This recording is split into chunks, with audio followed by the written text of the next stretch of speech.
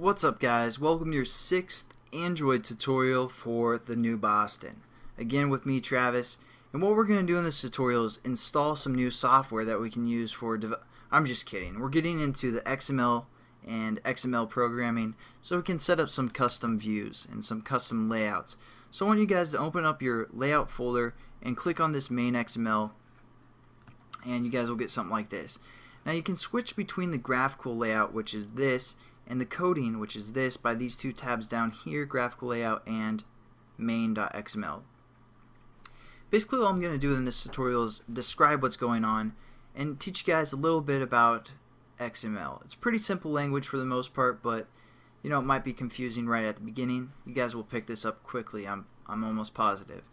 Now the first line of code you see isn't that important, because anytime we set up a new layout, it's going to give us this code as well. I mean, it is important, but you guys won't have to remember typing this out every time because it's going to define it for us. And basically you need to have that as your first line of code for the most part. And then what we do is we set up a linear layout which starts here and gives some attributes to the linear layout, and it ends here. Basically what a linear layout is going to do is it's going to hold some other items such as a text, and it's going to kind of define basically the layout of those items to a sense. So it's going to kind of categorize them and do all that stuff. Let's see here. Oh, got a new whatever.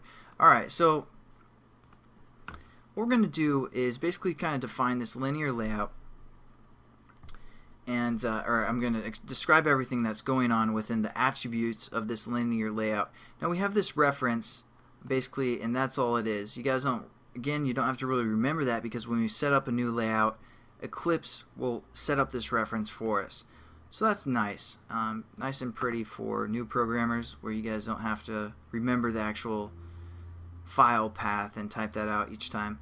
And then the next thing that we have is the orientation of our linear layout, which is set to vertical. I was messing around with it, and so that's why it was changed.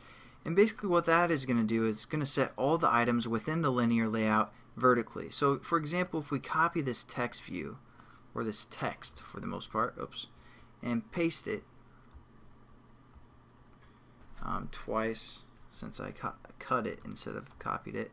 So now we have two text, and we go into a graphical layout. They're placed vertically from top to bottom. That's just how our layout is going to work.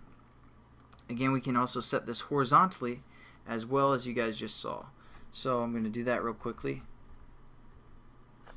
by typing horizontal and hit save, go to graphical layout, and man, I messed this up. Alright, but you guys should have fill parent. Again, I was playing around with this as well, but just kind of wanted to show you guys what is going on, so that's why I'm doing it this way. Save that, and then we go into a graphical layout, and you're like, where's that other text view? And basically what's happening is being pushed off the screen right here. And I'll explain why that's happening in a second. As you guys just saw, I kind of changed the code, but that's how you guys should have yours set up, because you wouldn't have that changed code. So basically now we're also adding two more attributes to this layout.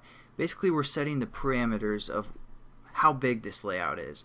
And what the parameters are, well, the width is going to fill the parent, so it's going to take everything that's available for the width, so the whole screen's width for the most part.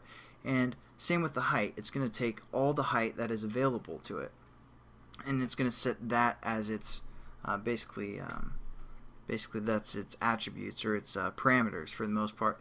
So there you go, you have your linear layout set up, taking the whole screen and set to a horizontal orientation. Now within here we have our text view, which is basically just the text, and again pretty much the same line of codes for these first two. Layout width, we have that fill parent, and as you saw, I changed this to something like wrap content is the other option you can do. And basically this is going to wrap the content of the text, whatever text we have available. So then now if we switch to graphical layout, you can see the pretty much the parameters of this text view is wrapping the content of the text. So those are your two options for the most part that you can use. You can also use, pixels if you want, and we'll get into that later. But Basically, I want you guys to remember fill parent and wrap content. And same with the height, it's wrapping the content. Now the text says @string hello, and you're like, no it doesn't, it says hello world starting point. Now basically what's happening is this is using a reference. Anytime you see an @ within the XML, it's using a reference. So it's referencing the string hello, and that string is located within our values. So we have this values and we have this strings. So we're going to say strings, and there's a string called hello. So it's using this reference, and then this is the name of the reference, but it's displaying the value of the reference. So for example, we can set up a new string by clicking add string, and then we can set up a name called ref for reference and say this is a reference,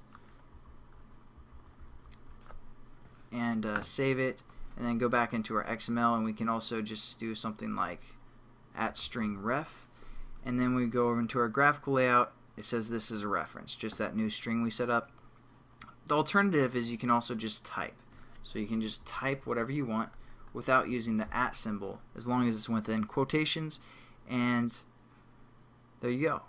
You can just display your type.